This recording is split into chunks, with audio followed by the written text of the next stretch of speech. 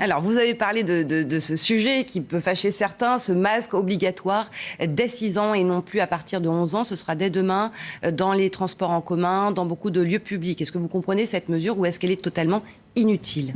Ah non, dire qu'elle est inutile, je ne suis pas sûr qu'elle soit utile, mais je suis incapable de dire qu'elle soit inutile. À quoi elle sert? Alors, la question, c'est à quoi elle sert. Non, en milieu intérieur, porter le masque, du moment que c'est sur une période courte, ça a du sens. Ça a du sens. C'est ce que font les enfants déjà. C'est ce que font les enfants déjà. Mais quand je vois étendre cette mesure dans les villes aussi en extérieur, je dis ça va être extrêmement difficile pour les enfants. Imaginez-vous que dans les classes, ce sont pratiquement les seuls à porter le masque toute la journée, du matin au soir, quand ils sont à l'école. Et si en plus maintenant à l'extérieur ils vont la porter, ça va être compliqué. Moi, je comprends la nécessité de freiner cette épidémie, non pas parce qu'elle est grave, mais parce qu'elle est grave en termes de risque de mortalité ou d'hospitalisation, mais parce que le nombre d'impact évidemment sur l'hôpital. C'est l'impact.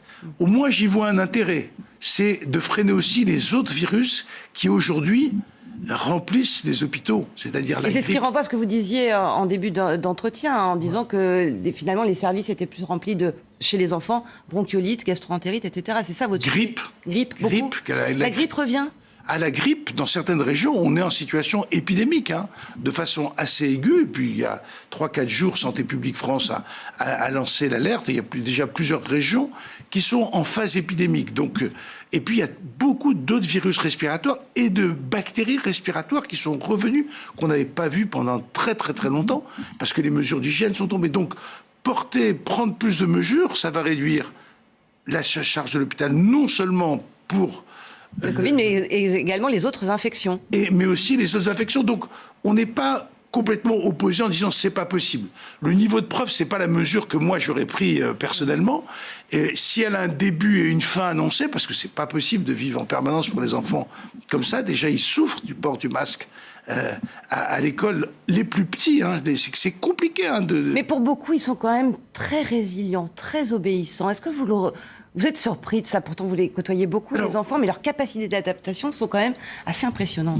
Oui, mais la difficulté, ce sont les plus faibles, comme d'habitude, les plus défavorisés.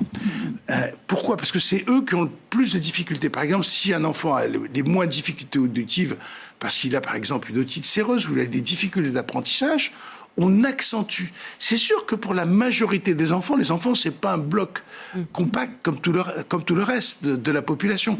Et on s'aperçoit que là, on accentue les difficultés par le masque. Et puis, très rapidement, même si on doit passer par cette phase-là, parce que on comprend bien que l'explosion de l'épidémie rend les choses difficiles, je vous rappelle que cette explosion d'épidémie, c'est survenu pendant que les écoles étaient fermées. Je vois ce qu'auraient dit les gens qui voulaient fermer les écoles depuis 1 an ou 2 ans, si ça s'était passé début janvier. Là, excusez-moi, mais les enfants n'y ont joué aucun rôle.